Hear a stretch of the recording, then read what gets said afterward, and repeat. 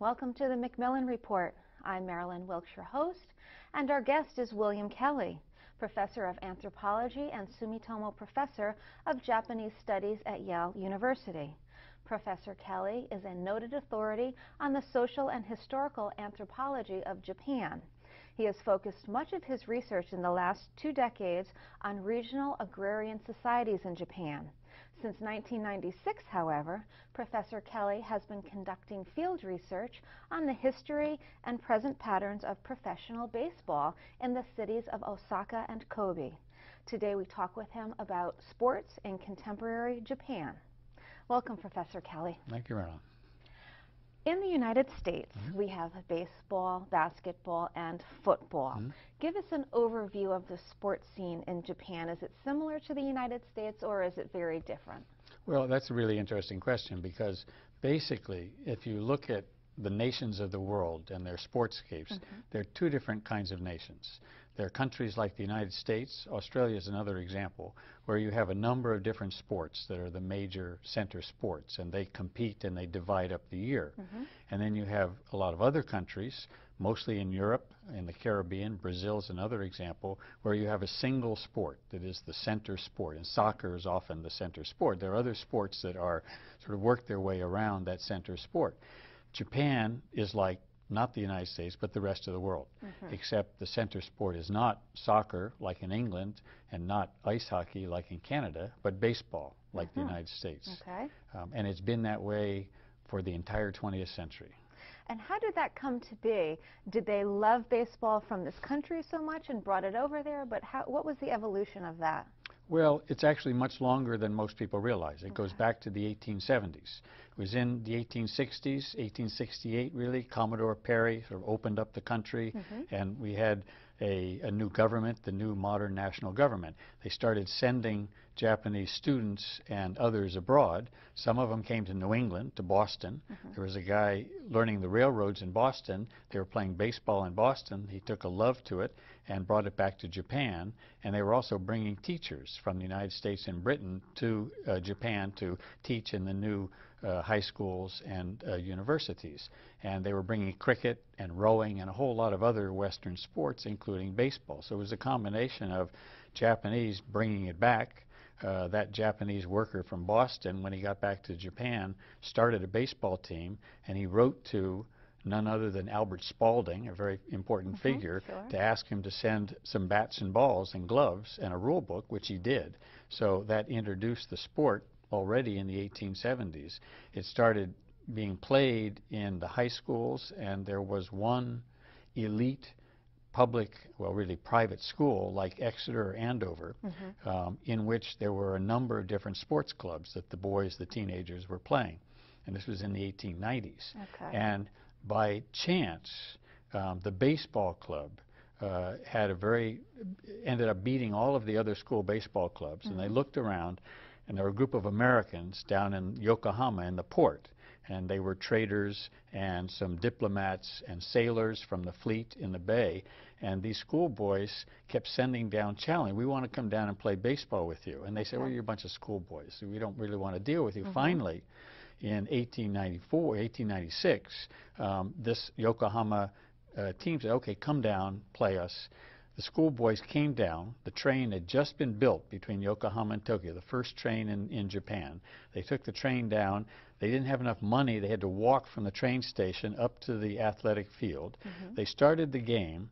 They went down about 6 runs in the first inning. They came to bat, and they started scoring run after run after run. By the end of the game, these Japanese schoolboys had beaten the Americans at baseball. The Japanese, who were not allowed in the ground, were ringing the field and watching and getting more and more excited. After they won the game, the rickshaw drivers gave them free rides back to the station. They got on the train, and the telegraph, the new telegraph, already announced the news in Tokyo. So by the time they arrived back in Tokyo, they were met by thousands of people and all of their schoolboys. They became national heroes. And that one game sort of propelled baseball onto the national consciousness, and beating the Americans at their own sport is really what made baseball, apart from all of the other sports that they were beginning to play, the most popular sport in Japan, and these kids went to university, then they graduated, they went out to become school teachers around Japan, and they brought with them their enthusiasm for baseball, so it started percolating down into the school system. And from that moment, really the beginning of the 20th century, baseball was the most popular, the most enthusiastic sport in the country. Okay, and are there any differences in how baseball is played in Japan versus how we play baseball in this country? Any distinct differences? Well, yeah, there are a number of important differences, although, you know, Freud has this term, the uncanny, which he used to talk about things that we look at something and it looks exactly like something else, except we look again and it's not quite, it's sort of uncanny resemblance. That's almost like it, and Japanese baseball is like that. You go to a Japanese baseball game and you sort of think you're at Fenway Park and it's the same sport, and then you look closer and it's not quite the same, and part of it is history. That is, as I said, baseball started as a school sport. Like football in the U.S. Football started at Yale and some other places in the 1870s, around the same time. So it was a school sport with a real amateur ethos to it for a long time before professional football became popular really in the 1950s with television. In Japan, the same way. Baseball was a school sport. It had a very strong sort of amateur spirit and amateur ethos, and then professional baseball started in the 1930s after a famous tour by Babe Ruth and Lou Gehrig. And so Japanese baseball has a much more sort of sense of trying to be like the amateur game and trying to not be so professional, but it really is. It's also organized somewhat differently. In the U.S., we've had a constant expansion of professional teams. In Japan, there are only 12 teams in the 2 leagues. And what are the 2 leagues? Well, there's the Central League and the Pacific League. It was actually modeled on our American League and the National League. There was one league in the 30s when it started. During World War II, baseball was suspended. And then after the war, one of the first sport that the American occupation allowed and encouraged the Japanese to begin again was baseball. Except General MacArthur looked at Japanese baseball and he said, there's a problem here because you only have one league, and that's very authoritarian. And we want it to be more American democratic, so you have to have 2 leagues. So from 1950, they created 2 leagues, Central and Pacific, and the winners of the 2 leagues meet at the end of the season. We call ours the World Series, they call ours the Japan Series. But each of these clubs are owned by corporations. In the U.S., it tends to be individuals, wealthy individuals. In Japan, it's corporations. So they're actually subsidiaries of corporations, and corporations use them for PR and for company morale. They bring employees to the games, and so teams and the reputations of teams are supposed to reflect the reputations of the parent companies, which is sometimes a problem. Parent companies don't like teams to lose because it reflects poorly on their company. So the dynamics are different. I guess the third important element are the fans. If you go to a Japanese baseball game and the game starts, and all of a sudden it begins to sound like a European soccer game. There's this organized, non-stop percussive cheering. There are drums and trumpets and flags and cheer leaders and cheer clubs, and it's this cacophony of noise that starts in the beginning and doesn't end until the lights go out in the stadium. Very different than American baseball. And American fans go over there and they think, this is not baseball, this is something else. And it is something else, because what happened was, it's actually American football.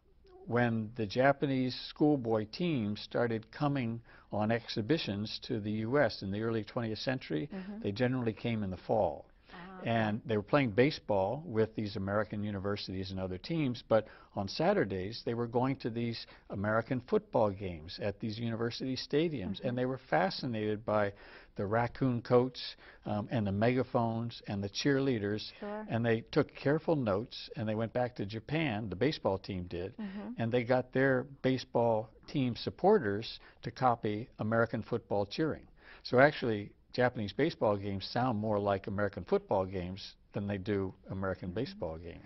And is the season the same in Japan as it is here? Longer, shorter? It's slightly shorter, but basically the same. They have spring training in February, and they have a preseason, and then the season starts around the same time, April 1st, finishes in October, and they have their Japan Series and the U.S. World Series, which is one reason why there's constant clamor on the Japanese side to have a true sort of World Series between the two countries, or maybe to have American teams play in Japan and to have a more international. But because the seasons are the same, it's just, and the air, you can't get teams to travel 14 hours to the next game, and the time difference, it's never been feasible. But they're basically the same seasons and the same sense of seasonality. Okay, and what about the contracts and money? How does that work? Well, again, because it's more corporate, these also the players were not considered corporate employees. They were sort of employees of these subsidiary companies. It took Japanese baseball a lot longer than American baseball to have things like free agency and agents and multi-year contracts. So even today, professional baseball players are probably paid at roughly a half to a third what they can make in the U.S., which is why some of the stars are coming over here regularly year after year. What about some of the other sports in Japan? Well, I guess sumo would be the second sport, and certainly most known outside of Japan. And sumo's roots go back way into prehistory. It was more of a temple ritual sport, and again in the late 19th century it too became a sort of a national Japanese sport, but it's always been a more specialized and a more cloistered sport. There are stables of wrestlers that are operated by former wrestlers. It's done in a stadium that's rather expensive in the tickets and rather hard to get to. Public television broadcasts it and not the commercial network. So it's always been something of a special sport for both those who would wrestle and also for the spectators. So they have a special, but nobody else practices sumo, so it hasn't really spread. Okay, so it's not really as popular to the masses as baseball is in Japan. I mean, it's popular, but the levels of spectatorship and the levels of enthusiasm are far less than that for baseball.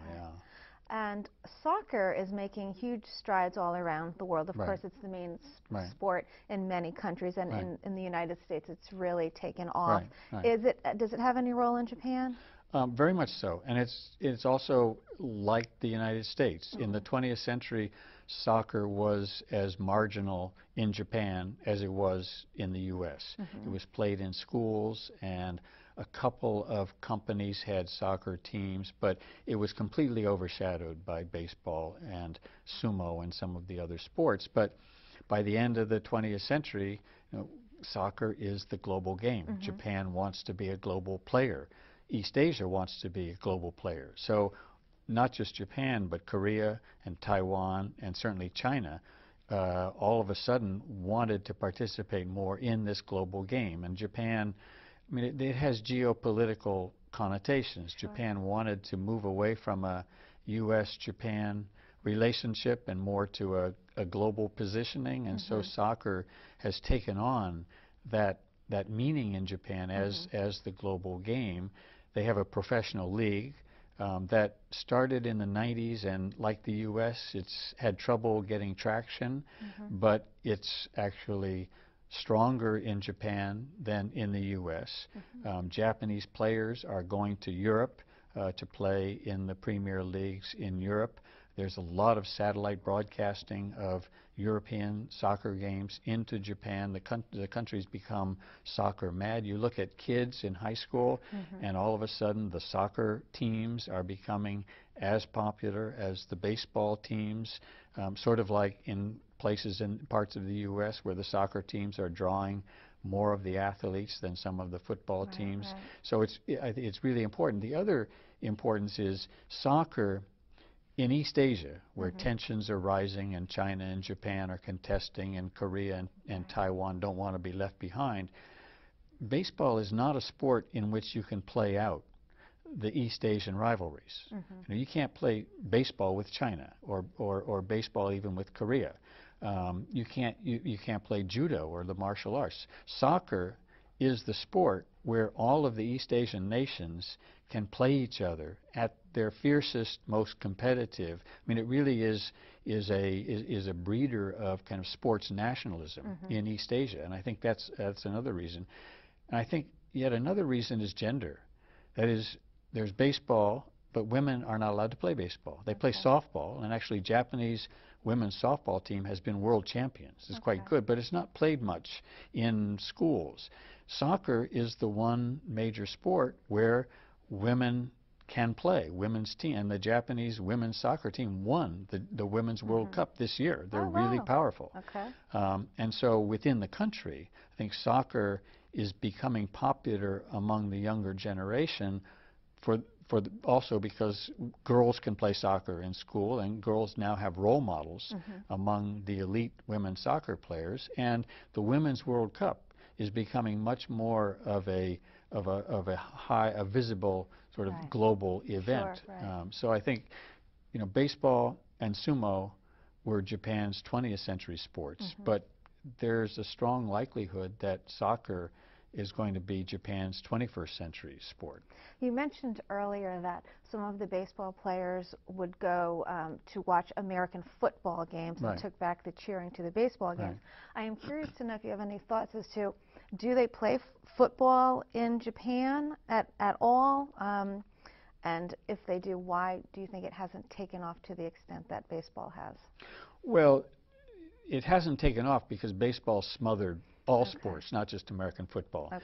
It is a popular sport in certain university leagues. That is, it remained like rugby. Rugby is also popular like it is in the U.S. in university clubs. And one interesting feature of sports in Japan is that corporations have played a much more important role in sponsoring sports and organizing sports teams than in the U.S. or in Europe. So all the major corporations from throughout the second half of the 20th century had baseball teams and basketball teams and some American football teams for their employees, and they would actually recruit employees to play on their sports teams.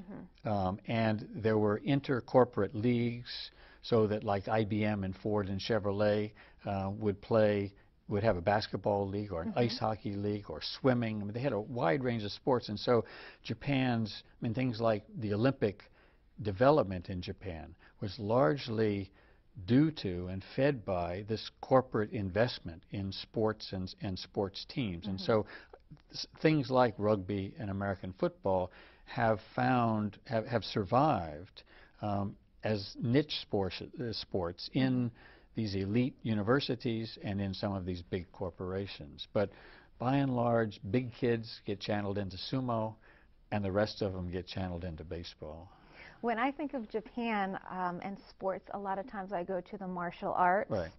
And you had mentioned judo. How is that, what's the status of judo in Japan today? Well, the ironic thing is judo is an individual sport, and baseball is a team sport. And we always think of the Japanese as very collectivist and very group. But back in the 1870s, 1880s, the Ministry of Education, this new Ministry of Education, looked around and said, we have a problem in our school system. Our kids are not getting physically strong. They're weak. We need to do something. And they said, we have a choice. We can either encourage judo and martial arts, or we can encourage some Western sports. And say, we don't want these Japanese, they're too individualistic. We want the American sports and the British sports because they teach team play. I see. And so judo and the other martial arts actually were not as encouraged in Japan in the school system and as popular pursuits. But judo, interestingly, is Japan's first global sport. That is, judo from the 1920s, there were a couple of, in fact, the fellow who in effect, invented judo out of a number of different indigenous martial arts traditions. Then went to the United States, went to South America, went to Europe, and brought judo. So judo traveled really around the world from the 1920s on as Japan's contribution to the 20th century sports inventory. And the key moment, the moment that really shocked the Japanese, was in 1964, when the Tokyo Olympics were held. The first time the Olympics ever came to Asia. And Tokyo, this was Tokyo, Japan's coming out party after World War II. They were going to demonstrate that they had recovered, that they were a normal nation, and they had a couple of star judo players in the heavyweight, or the open weight category.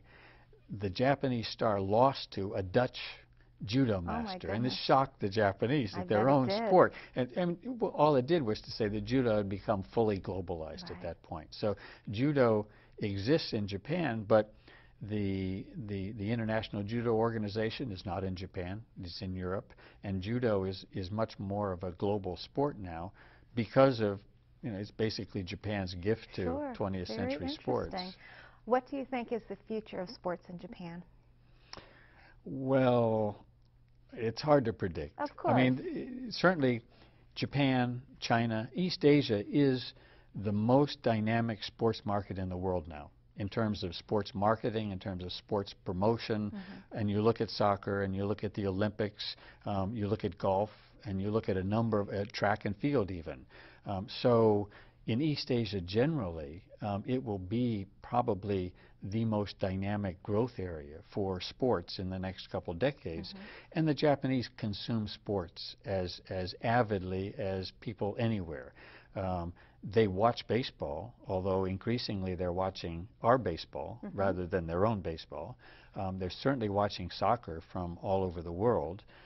Sports that aren't that important in the U.S., like auto racing, is very popular in Japan, so it's part of the international F1 auto racing circuit. Horse racing is popular in Japan. So they've connected in ways with sports around the world that actually don't necessarily mean that sports will grow in Japan, but certainly sports consciousness and sports markets and sports enthusiasm and sports nationalism, for better or worse, will be important in Japan for the foreseeable future. This has been really interesting. Thanks so much for being here. Thank you very much. And enjoyed it. some of your work. For more information about Professor Kelly and his work, please visit our website at yale.edu/Macmillan Report. Be sure to join us again for another episode of the Macmillan Report, made possible through funding from the Whitney and Betty Macmillan Center for International and Area Studies at Yale.